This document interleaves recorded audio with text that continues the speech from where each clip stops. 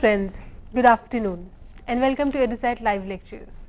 Dear friends, today in Indian Political Thought, we will be talking about political thought of Ziauddin Barni. To discuss this topic, we have with us our subject expert, Dr. Satish Kumar Jha.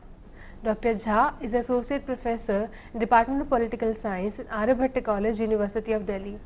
Dr. Jha has also 25 years of teaching experience, and his area of expertise lies in Indian political thought and political theory. Without further ado, I would like to welcome Sir to our studios and request him to start the lecture. Welcome, sir. Thank you, Amrit, and good afternoon. In fact, today's lecture we are going to devote on the political thought of Ziauddin Barni, a medieval political thinker who belonged to the Sultanate period, and his ideas have been considered quite significant from the point of view of both understanding the medieval polity as well as strands of thinking which existed at that point of time in history. In fact, Ziauddin Barni's time period is from 1283 to 1359. In fact, Barni belonged to Delhi Sultanate period, and particularly during the reign of Muhammad bin Tughlaq and Firoz Shah Tughlaq. In fact, sometimes Barni calls himself just Zia, not Ziauddin, but he is famous as Ziauddin Barni in annals of history, particularly because of his writings. Now, Ziauddin Barni is known for political expediency, which he basically propagated, championed, and also the kind of ideas which he put forth through his writings reflected that genre or that tradition.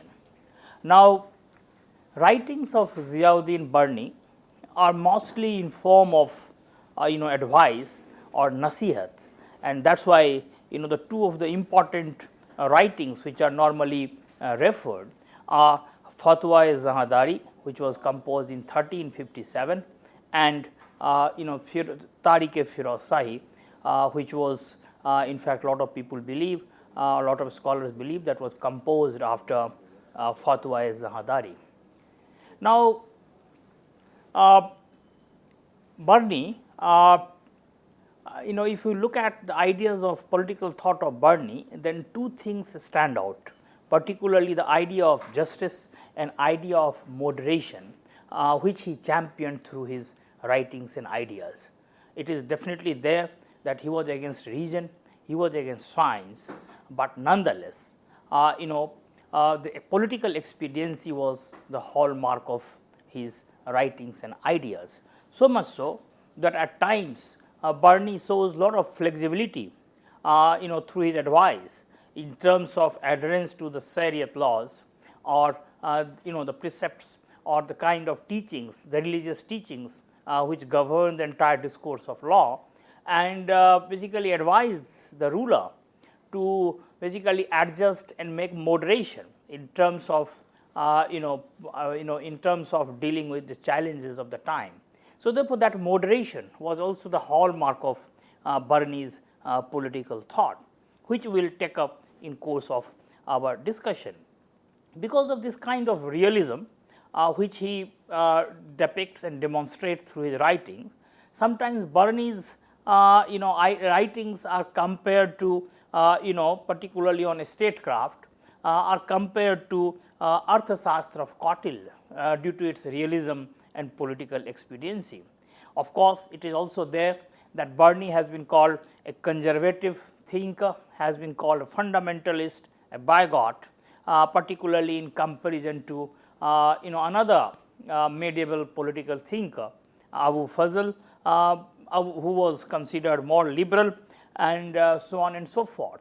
But nonetheless, Barni's, in order to do justice to Barni's ideas and political thought, it is much more appropriate to contextualize his ideas, contextualize his political thinking, the challenges of the period, which normally we do when studying any political thinker, whether Indian or the Western, that normally political ideas or a political thinking develops in response to the challenges thrown by the time and space of that particular thinker. So, that applies to Barni also, but nonetheless in the opinion, in the eyes of scholars, he has been dubbed as conservative, he has been done fundamentalist, and so on and so forth. But still, Barni remains an enigmatic personality, enigmatic thinker, and also a unique thinker in some sense, because there are some of the ideas which come to us through him were quite unique from the point of view of medieval social, political and economic situation. In fact, this enigma, on the one hand he has been dubbed a fundamentalist, a bigot, a conservative. On the other hand, we also find that Barni was mocked by the mullahs of the period for not following the Quranic principles or the Shariat laws, or for calling himself an Indian, not a Turk. So, therefore, this is a kind of enigmatic dimension in his political thought. On the one hand, he is fundamentalist in the eyes and opinions of some scholars. On the other hand, we also find that he was not acceptable to the theocratic class, the mullahs, those who were basically supposed to interpret the Quranic laws, the Shariat. So, therefore, this is one important dimension of Barni's political thought which we should keep in mind, particularly dealing with his writings, that how it has to be contextualized, what were the challenges and so on and so forth. Now, coming to the writings, what we find that Barni's writings are normally in form of advice, what is called normally nasihat, and advice to whom? He gives advice mostly to the king, the ruler, the sultan. And in this style, in this genre, one can find one important writing, that is Fatwa-e-Zahadari, and that was written in 1357. Of course, there is another important writing which becomes in fact major source of Barni's political thought. This is Tariq-e-Firoz Shahi, and in fact it is meant to for the ruler Firoz Shah Tughlaq, because he fell from the grace. He was basically initially he caught the attention of Muhammad bin Tughlaq, the ruler of Delhi Sultanate, and enjoyed the political power and patronage. But gradually he lost that favor, particularly during the reign of Firoz Shah Tughlaq, and he was also imprisoned, and even after release he was basically banished from from Delhi, and he lived a life in poverty and and destitution. So, therefore, one finds a lot of changes taking place in his life, in fortunes, and they are also reflected to some extent in his writings. So, this Firoz Shah, this Tariq-e-Firoz Shahi, in opinion of scholars, was essentially meant to please Firoz Shah Tughlaq and regain the royal patronage which he had lost during his reign. But nonetheless, it is not simply meant or meant to please Firoz Shah Tughlaq, but through this Tariq-e-Firoz Shahi, we also get a lot of ideas or a lot of things about Barni's political thinking. So, therefore, these two writings are very important. Now, there are two genre of writings. If we divide the whole host of writings available in name of Ziauddin Barni, they can be divided into two categories. The first is the religious, and second is the worldly matters, particularly on worldly matter, world affairs. So, this religious writings are mostly about about Islam, the Shariat law, about God, about metaphysical things and so on and so forth. But the second category of writing, that is worldly affairs, are basically mostly scholars believe that were written after retirement to win back Firoz Shah Tughlaq. So, therefore, the second category of writing is also equally important, and the second category of writing is largely on polity, on what are the important dimensions of a good rule, a good sultan, what are the different organs of government like bureaucracy, army, what mode should be adopted for for giving justice, and so on and so forth. So, this second dimension of writings, which is basically worldly affairs, the two writings which I have already mentioned, one is Fatwa-e-Ziauddin and the second is Tariq-e-Firoz-Shahi. Now, Simon Digby first identified earlier version of the work, and therefore, in fact, it is important to remember that whatever Barni says in Tariq-e-Firoz-Shahi, without any mental reference to please or displease the then regime, it is largely meant to reflect and reflect and discourse on the ideas governing a polity, or the ideas which are basically important for the regime or for the statehood, and so on and so forth. So, one thing is also important here to remember, that these worldly writings, particularly in Fatwa-e-Ziauddin and Tariq-e-Firoz-Shahi, are repetitive, they are large and also verbose. So, therefore, this dimension should also be kept in mind while dealing with the writings of Ziauddin Barni, particularly dealing with the polity, dealing with sultan, dealing with government, and so on and so forth. Now, Fatwa-e-Ziauddin is a book which one can say is opinion on government. It has neither preface, it has nor epilogue. Now, in fact, Barni calls himself the well-wisher of Sultan, quote, but no mention of Sultan's name, that which Sultan he is referring to. Muhammad Habib, the historian, he believes that it was composed after the Tariq-e-Firoz-Shahi. So, this is how people have been dealing or commenting on his writings. So far as the education of Ziauddin Barni is concerned, he was extensively educated. I mean, he was quite conversant with both Arabic and Persian. In fact, he was trained in Muslim theology, and he had read history comprehensively. So, therefore, that is something very important so far as Barni's political thought is concerned, because he had exposure to different ideas and different writings. Now, one thing is also here important to remember, which Barni himself claims, that he became close to the mystic Saint Sheikh Nizamuddin. He even claims that he was also close to Amir Khusro.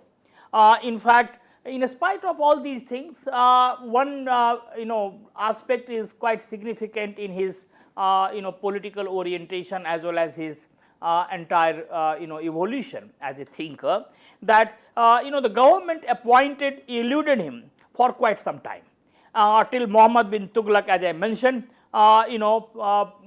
turned his eye on him and made him the servant of the court, serving Sultan, that is Muhammad bin Tughlaq, as his aide, companion, till end of his reign, when he fell from the grace of his successor and lost the royal patronage.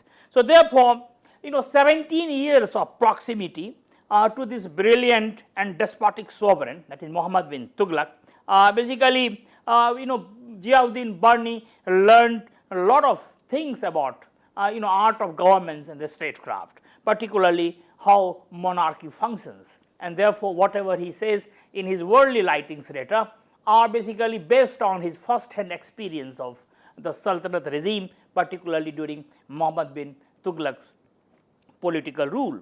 Now, turning his fortune, as I mentioned, came with the Firoz Shah Tughlaq, and therefore, in fact, subsequently after his retirement, when he was imprisoned and released, and he was basically banished from the kingdom, he lived a life in poverty, and this is the period when he started writings profusely, and writings basically, most of the writings of that period, of course, are both on religious and the worldly matters, but the worldly writings, particularly the two writings which I have mentioned, Fatwa-e-Ziauddin and Tariq-e-Firoz-Shahi, have stood out in terms of its range and in terms of the depth of his ideas.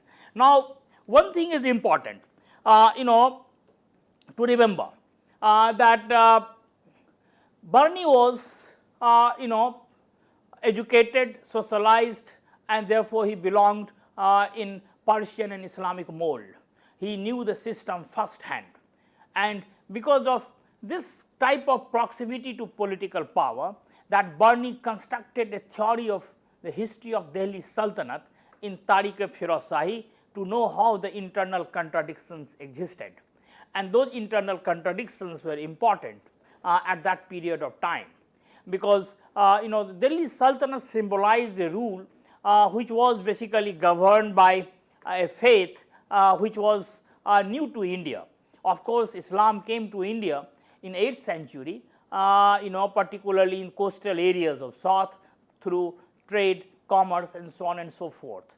But the faith of the ruling class, which was basically the hallmark of the Sultanate period, was a new development, and therefore it was a period of transition, it was a period of turmoil. And in fact, Muzaffar Alam, historian, writes that 1330, that famous peasant revolt in the Doab led by the Hindu elites of that period, also symbolized one turbulent moment in the history of the Sultanate period. So, all these things must have gone into his mind when he was basically penning all these ideas, and therefore, how to secure the future of the state, how to make the foundation of the Sultanate regime more solid and sturdy. These were definitely the concerns of Ziauddin Barni when he was talking about ideal polity and the good Sultan. Now, what happens that in Fatwa-e-Zahadari, that text acts as a mirror for the ruler. In fact, he provides this text as a mirror to the ruler, particularly in guise of Mahmud addressing the fictitious son of Muhammad, how can they prevent and resolve the problems. Now, another interesting dimension of an aspect of his writing, that at times Barni is speaking through number of characters, Muhammad, Mahmud, Balban and so on and so forth, but necessarily those ideas are the ideas of Barni, they are not the ideas of either Balban or the Muhammad or the Mahmud. But this is how he basically structures his entire discourse, when he puts his own ideas in the mouth of others and therefore make them to speak, particularly about a lot of things dealing with the government and the society. So, therefore, this is one important thing to remember. Now, this advice, that is the kind of nasihat which he gives to to the king, is quite significant, because those advices are basically advices through which the ruler is expected to rule. The advices are the advices which are basically the ruler has to follow in terms of ensuring a better government in order to ensure a more just and more fair administration. So, therefore, this advice is quite significant, and most of his writings are in genre of these advice. Now, so far as this advice is concerned, one thing we should remember, that Barni believes that the ruler should follow the Shariat rules, Shariat laws, the Quranic laws. Shariat laws means laws which have been given by the Prophet. So, Shariat laws the ruler has to follow in personal and political dimension.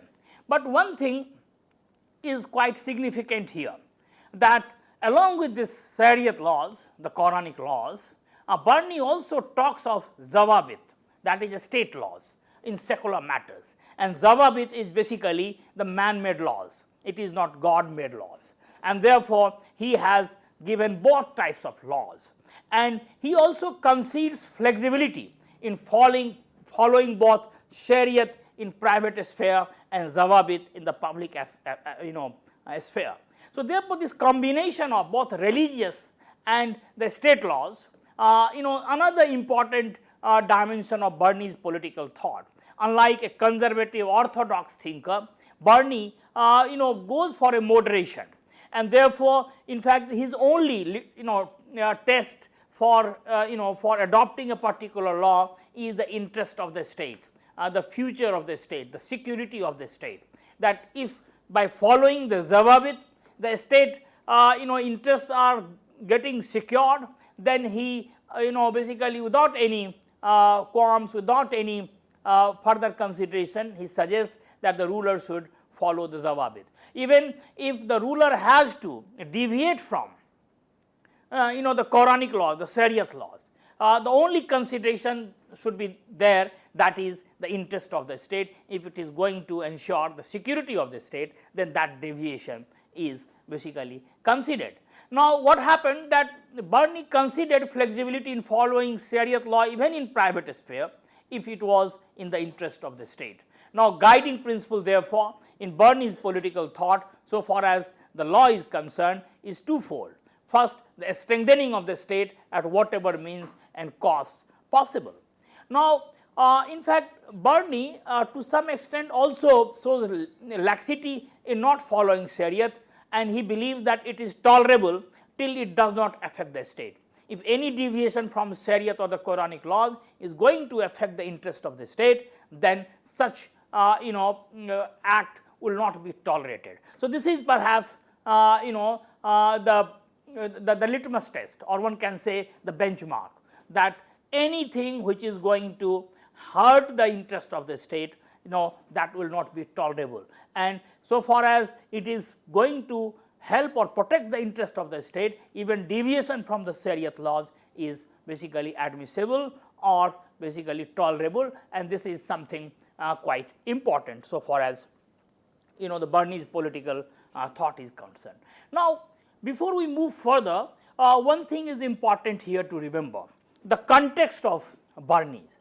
In fact, the one important context which I have already mentioned, that Barni's political thought is structured around the situation of Delhi Sultanate of that period.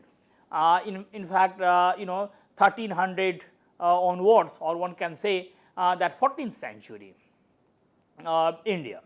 And in that period, lot of changes were taking place, lot of new developments had taken place, including this the new rulers who had come with a new faith so far as the India was concerned. The people had a different faith and the rulers had a different faith. And Delhi Sultanate was essentially a urban centric phenomenon. It did not have reach in the countryside. The nobility, the base of the nobility was small and also mixed and differential, for example, in terms of faith and so on and so forth. So, therefore, this monarchy as well as nobility, the two important features of that period so far as polity is concerned, both are in flux. The class composition of that period so far as the ruling class is concerned was also in transition, and therefore, in fact, all these things necessitated a kind of political expediency and realism which Barni demonstrates through his political thought. And that is why I mentioned that sometimes his ideas are compared with Kautilya's Arthashastra due to basically the kind of realism he brings into the discussion. Now, Barni of course knew that philosophically the monarchy is anti-Shariat, but still accepted on ground of reality, because he believed that monarchy was the only mode through which perhaps society could be governed in that type of situation in which Barni was placed. In fact, Shariat also, the Shariat laws, he believed as a means for political end, not an end in itself. And therefore, when I talked of Zawabit and the Shariat, I mentioned that both of them complemented each other. In fact, the Zawabit, that is for secular laws, those laws were equally important for the ruler. And in fact, if the Shariat laws were less effective, then the Zawabit was the kind of law which Barni thought that the rulers should go for. So, therefore, this expediency and political realism are two important dimensions of Barni's political thought. Now, this context of Barni's political thought enables him to come out with certain ideas which became significant from the point of view of Islamic political thinking. And some of those ideas are quite important, including his idea on the ideal sultan, good polity, his ideas on the entire legal system or laws, discourse on laws, his ideas on bureaucracy, his idea on army, his idea on nobility and so on and so forth. So, therefore, Barni's ideas in fact on basis of these two important writings can be seen spreading in different directions and covering different dimensions of polity and administration of that period.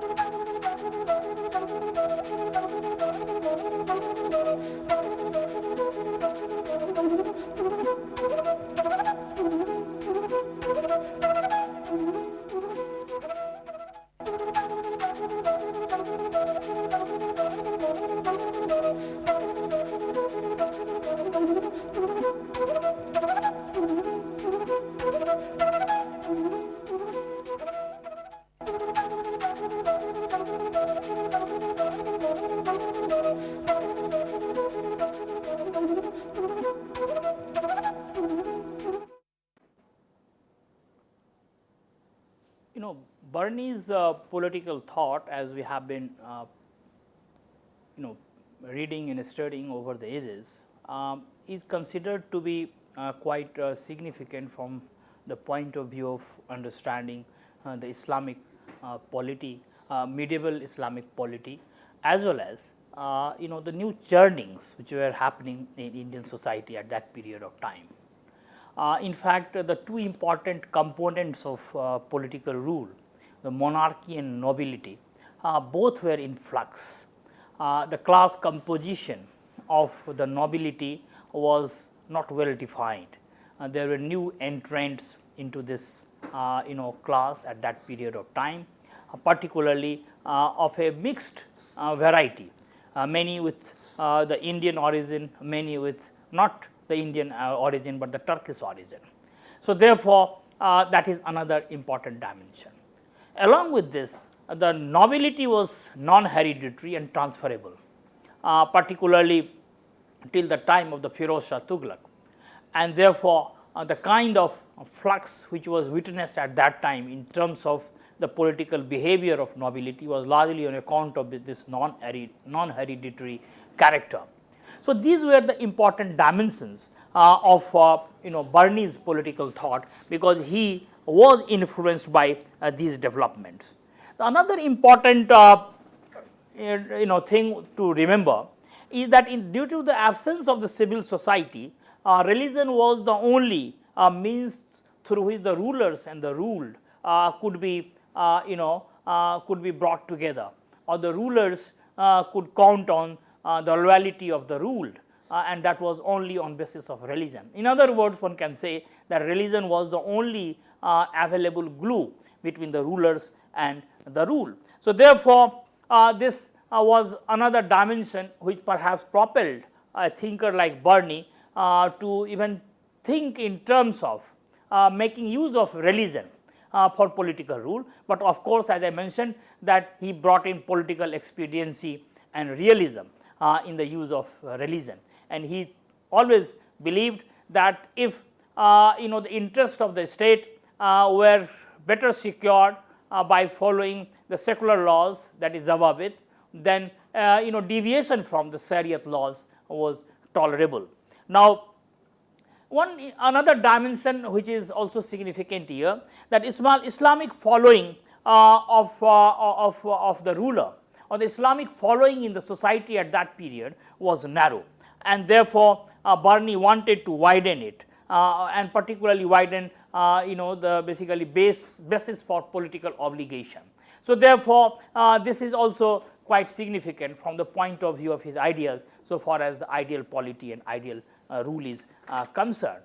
Now, Barni's, as I mentioned earlier also, that Muzaffar Alam mentions, historian Muzaffar Alam talks of the peasant revolt in the Doab region led by the Hindu elites, and the kind of threat it posed to the then polity must have got registered with Barni, that such possibilities, such threat could again come up, and therefore he always thought that for ideal polity and for a good sultan, there are certain precautionary measures necessary to be taken, and those measures are in terms of having a more sound and sturdy system of justice, having a more competent and honest bureaucracy and army, having a system of law which is acceptable to people, particularly the masses, the downtrodden, and therefore he always emphasized the importance of a fair and just rule.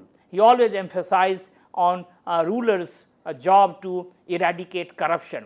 He went to the extent that the rulers should also decide, the sultans should also decide the price mechanism, that how commodities should be priced. Even he went to the extent of suggesting that ruler in his own court should decide the prices of commodities based on the production cost, because he believed that any because such situations when prices are exorbitant, the ordinary people, the poor people are basically the worst sufferers, and therefore the resentment against the government brews. Now, this is the kind of concern he had, and those concerns come out sharply through his writings. And we have seen that in context of ancient political thought also, and as well as modern political thought, many thinkers have been reflecting on this issue, that threat to revolt, revolution and rebellion, and how the state future can be secured. For example, the Greek political thinker Aristotle, when he wrote extensively on revolution, and he basically not only wrote on revolution, but he reflected on the causes of revolution, that what are the causes which can propel people to revolt and rise in revolt against the government of the day, and therefore what measures the rulers have to take in order to ward off such threat. So therefore Barni also talks of such possibility, talks of and basically these concerns loom large on his mind, and therefore he gives number of nasihat advices to the sultan or the ruler, that how he can ensure ideal polity and ideal rule.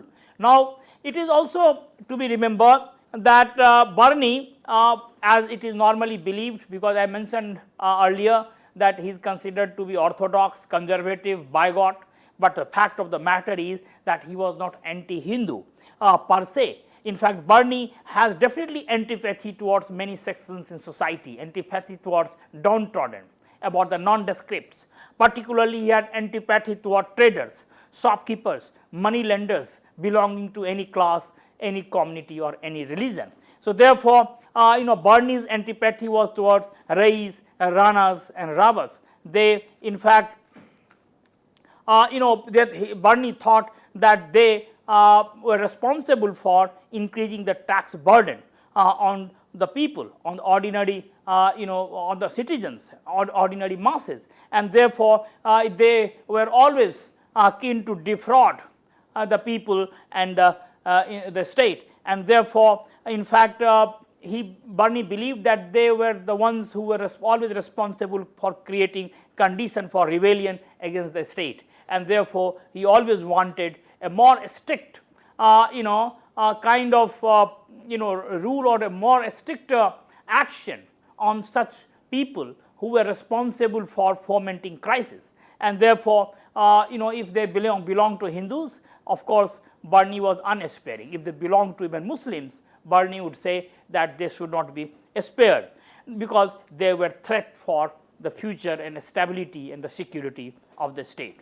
Now, one thing is important, that in Barni's political thought, the theory of kingship is very important, and the king or the ruler or the sultan around which his entire ideas revolve, so far as the ideal polity is concerned. One thing is, as I have mentioned, that he wanted to widen the base of political obligation, because in absence of civil society, he believed that the religion could only act as the most effective glue between the rulers and the ruled. Now, as I have already mentioned, that he wanted a more just regime, and for ensuring a just regime, there are different organs of the government which become important. We will come up to those issues, those organs of the government, particularly organs of the polity, like law, army, bureaucracy, and nobility, and so on and so forth. But theory of kingship in Barni is very important. But at the very outset, I would like to mention here that in Barni, you do not have a contract theory of the state. In fact, like Abu Fazl, in fact, Barni's entire discourse revolves around the monarchical, divine origin, that king is a representative of God. As I mentioned earlier, that he sometimes puts his own ideas in the mouth of some historic figures, could be Balban, could be someone else, and through him he wants to present his own ideas. So, therefore, at times in his writings one finds such instances where the king claims that he is the representative of God. So, therefore, this divine origin theory comes very close to Barni's ideas of kingship. Now, Barni in his theory of kingship makes a distinction between personal and political role of a sultan, and this is quite significant, because how the sultan should act in personal matter and how sultan should act in political matter, in fact, he makes a very sharp distinction between the two. Now, for ideal sultan, Barni believes that the noble birth is perhaps one of the first important requirement. In fact, he had a lot of contempt for those with not a noble origin or noble background. So, therefore, this high class or the elite background of a ruler was a very important dimension for ideal sultan in Barni's political thought. Now, for Barni, for an ideal sultan, there are 4 qualities, and those qualities are non-negotiable. The first is the justice, that he should adhere to a principle of justice so far as the rule is concerned. He should do a judicious division between personal and political requirements, and therefore, they should not be conflated. The third, that he should be wise, and the next is that he should have belief in the Shariat, and therefore, this is quite important, that belief in the Shariat means the Quranic laws, and therefore, in religion was another important characteristic of a good sultan. Of course, along with the Shariat law, as I have already mentioned, he also talked of Zawabit, that is the new laws, the state laws, particularly in secular matters, particularly when the Shariat laws fail to serve the state, then definitely the Zawabit laws were perhaps the best option available for the ruler. So, basically he gives many advices to the king. Now, one thing is definitely there, that he talks of number of qualities of the ruler, that is the sultan, that he should have humility, he should be he should reflect humility, he should reflect compassion, he should reflect flexibility in terms of his approach, and therefore, what he feels that sultan should also desist from falsehood, he should desist from deception, he should desist from taking recourse to injustice towards his masses, towards his subjects. Now, the goal of the sultan therefore should be the high resolve to attain the good of the state, should have lofty ideals, should have fair administration, and basically should have obligation of the people, and that obligation is only possible if there is the rule of justice. So, therefore, all these qualities in the opinion or in the writings of Barni are there so far as a good sultan is concerned. But at the same time, he also believes that the sultan should have three important indispensable elements in his polity. That is a good counselor to give good advice, a very efficient and effective army, and also an intelligence network. So, therefore, these organs are going to basically further secure the future of the state. Now, so far the king's responsibility is concerned, Barni believes that the king's responsibility is primarily to protect the old political, those people who have fallen from the political position, and therefore, their economic conditions, their social security and other issues should be the concern of the king, because that should not allow them to again conspire against the state. Now, so therefore, this is another important dimension in his political thought, that he basically advises the king to take certain measures through which the displaced classes, the earlier ruling echelons of the society, they should not be left out from the mercy and from compassion. Rather, they should be taken on board. Their social and economic security should be given utmost importance, because they can become the source of rebellion. Now, looking at Barni's entire ideas on kingship and his ideal polity, we find that there are 3-4 important components of his theory, and the first important component is the justice, and the justice is something through which a ruler can ensure a trouble free regime, and the ruler can ensure a more peaceful governance in the society. Now, justice, for deliverance of justice, Barni believes that there are 2 important things to do. The first is the appointment of judges, and the second is the dispensation of justice. Now, for the appointment of judges, he of course accepts the supremacy of the sultan, and he believes that he is the head of the entire system of justice. Now, appointment and gradation of judges is one important function of a good sultan.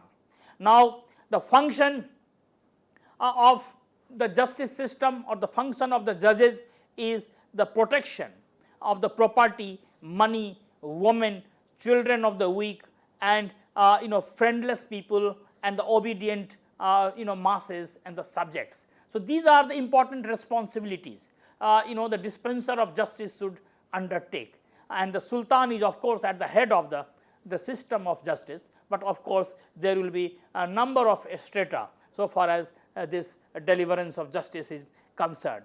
Now, the next important function of justice is to prevent a strong from recourse to oppression, that the stronger people in society should not suppress the weaker ones, and therefore the king should act as a neutral umpire, the sultan should act as a neutral umpire.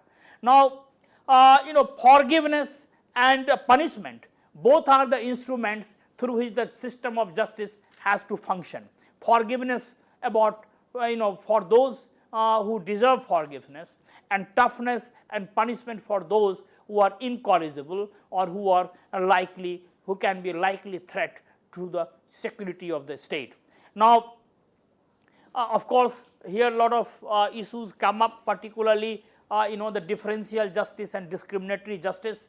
Lot of historians believe that in Barni there is a differential justice system, not a discriminatory justice system. He makes a distinction between different types of people based on faith and religion, but nonetheless it is not discriminatory, because as I mentioned that he had antipathy towards downtrodden, he had antipathy towards people with not a noble background, but nonetheless it was not strictly based on faith, but rather it was based on the class composition.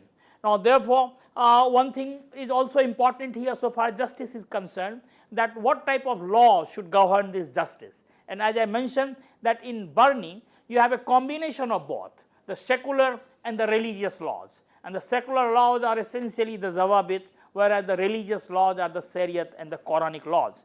Now, therefore, the entire system of justice Barni is talking of is geared towards mostly satisfying or protecting the interest of the rich and powerful. But at the same time, one should not forget that Barni also gives advice to the ruler, the Sultan, that he should take due care of this fact that the masses, the poor people, those helpless people, innocent people should not feel cheated. And therefore, even if his entire ideas are elitist in nature, are meant to satisfy the rich and the powerful sections of society, but nonetheless, from the point of view of the political stability, he believed the Sultan or the ruler should also ensure the corruption-free regime, that corrupt practices are checked, dishonest people are punished, and ordinary people don't suffer on account of exorbitant prices, on account of the fraudulent means which the shopkeepers, money lenders, and the business people adopt to defraud the state and the people. So, therefore, in fact, this is something important to remember, that how Barni combined his his own class biases with the good of the state, or how he combined this entire elitist tilt in his ideas and writings with the concern of the state in terms of expanding the base for political obligation and the sovereignty of the state. Now, there are many positive ideas coming through this entire discussion on justice. First of all, he makes a distinction between the personal and political. Secondly, he espouses his espousal of political obligation is both towards individual and the and the collective interest of the state. Secondly, he acknowledges the rights of the people, particularly life and property, that life and property and their protection is perhaps one important function of the state and the responsibility of the ruler. And next, this entire recognition of this fact that there is a secular domain of the state, and in that domain secular laws have to prevail, is a significant development from the point of view of medieval political thinking, when the theocracy, theocratic laws and religion were important sources of political rule and the polity world over. So, therefore, this is something important to remember. The next important component of Barni's political thought as well as his ideal polity is the nobility.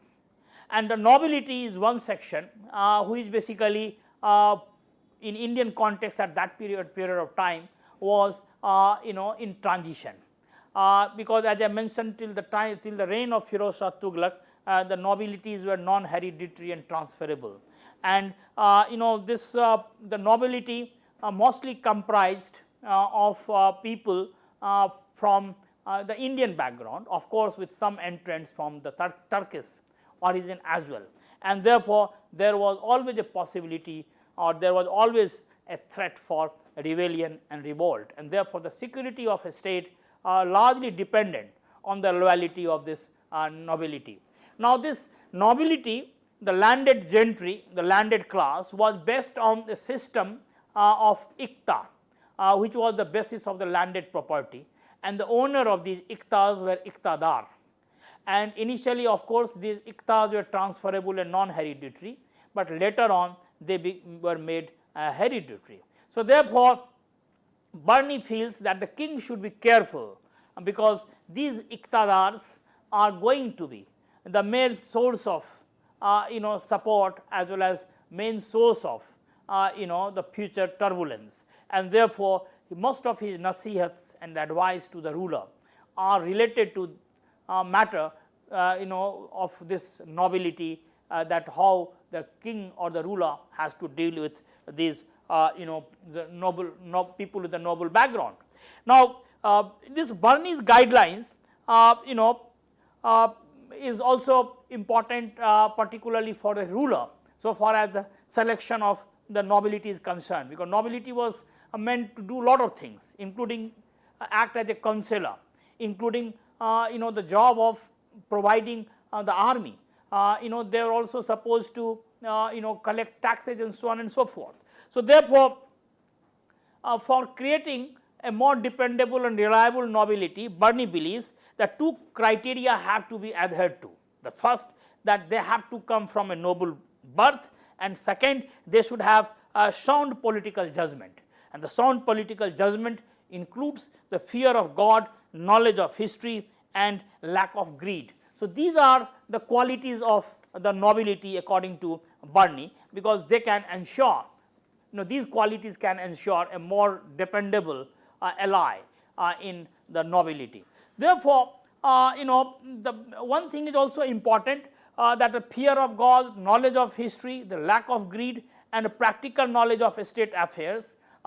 These are some of the things which the king has to ensure while selecting his advisors, and most of the advisors used to come from this nobility. He prescribed 11 criteria to judge a policy which monarchy planned to undertake in order to promote the right policy, and those 11 criteria are quite rigorous. Similarly, he added 7 additional conditions to be provided to the advisors once they are selected. After the king selects an advisor from this class, the class of nobility, the 7 conditions are to be checked whether they have been fulfilled or not. Conditions like security of their lives and tenure, the environment of free expression of opinion, and so on and so forth. So, these are the conditions which can ensure that nobility can give good advice to the king. He suggested, of course, grading of the nobility as per the birth and the merit, both combining both. The birth, of course, was non-negotiable for Barni, and the merit also, that not only birth, but they should possess some merit, some qualification, some efficiency, some knowledge. So, therefore, this is something important. Now, what happens that after this nobility, we find that so far the ideal polity of Barni is concerned, 4 important components become quite significant, and those components are, one can say in modern parlance, that organs of the state, and they are law, army, bureaucracy, and justice. Now, of course, so far law is concerned, we have already seen the laws are essentially the means through which a more just and fair government is just and fair rule is ensured, and laws, of course, combine stand for different different forms of procedures, different types of practices, and therefore, when the state in the medieval period deviated from the Shariat laws, which Barni suggests through his discourse on Zawabit, it has to ensure that its deviation from the religious laws is only in the interest of the state. So, therefore, first of all, combining the two, the religious and the secular, and even making a space for this flexibility, something significant from the point of view of the medieval justice system or medieval situation. Now, one thing is also significant, that this entire discourse of Zawabit and this Quranic laws has to be seen in the context of the Indian situation, which I had mentioned earlier also, that Sultanate was essentially an urban centric phenomenon. The main social base of the rule was in cities, and the masses who existed, who lived in the countryside, belonged to different faith, and therefore acceptance of alien faith was not very easy, and therefore the security of a state depended on basically getting the political obligation of the people unforced allegiance of the people, and that was possible only by doing two things, either by using force and converting them to the faith, or by making them more amenable to the rule, making them more friendly in terms of the entire system of justice, entire system of law and administration. So therefore, this Zawabit and the Quranic laws, the combining the two, he thought perhaps would ensure a more stable foundation for the Sultanate polity. Now the next component along with this thing, that is law, is the army, and he divides, of course, army into four parts. One thing is to remember that this Sultanate administration or the Sultanate state was perhaps the largest in terms of its territorial range or territorial extent and in terms of centralization of power after the ancient Mauryan regime, because in between you did not have such a huge powerful state machinery as perhaps it existed during the Sultanate period. So therefore, the army became important instrument, and the force, of course, was always important for any monarchical form of government. So army, of course, played a very preeminent role in the entire Sultanate polity. The army was organized on a decimal system. It was based on the Turkish Mongol model, and there were four parts of this army. One was infantry, the next was cavalry, the third was war elephant, and the fourth was auxiliary like boats, engineers, and so on and so forth. So therefore, we find that the rank and file in the army were mostly the Khans, the Maliks, Amirs, and Sipah Salars, and the monarch, of course, also kept the personal troops. And basically, what Barni suggests through his writings, that the army, in the entire organization of army, the loyalty of the army, the honesty and efficiency of the army, the king should take personal interest, because it is the main bastion of the polity. The next important instrument is the bureaucracy, and its function is to measure land and fix and collect taxes at three levels: central, provincial, and village level. Diwane Wazirat, headed by Wazir, was head of the Sultanate bureaucracy. Now, of course, the so far revenue collection was concerned during Sultanate period were half of the produce. Now, Barni's advice is to forsake severe collection and checking corruption, because he believed that unjust collection of revenue or corrupt practices could lead to the instability in the polity. Similarly, the next important dimension is the justice, which we have already discussed in context of law, that justice, of course, was not discriminatory but differential. Remission of taxes, particularly during calamity, corruption free administration, and all these things were part of Barni's political thinking, which he gave in form of the advice, and therefore he comes out as a most realist political thinker of that period. Now, in conclusion, one can say that Barni is an enigmatic and unique personality. His political expediency is there to see. Of course, his contempt for downtrodden and banning education for the nondescript becomes a contradictory dimension in his political thought from the point of view of his discourse on justice, ideal polity, and a good sultan.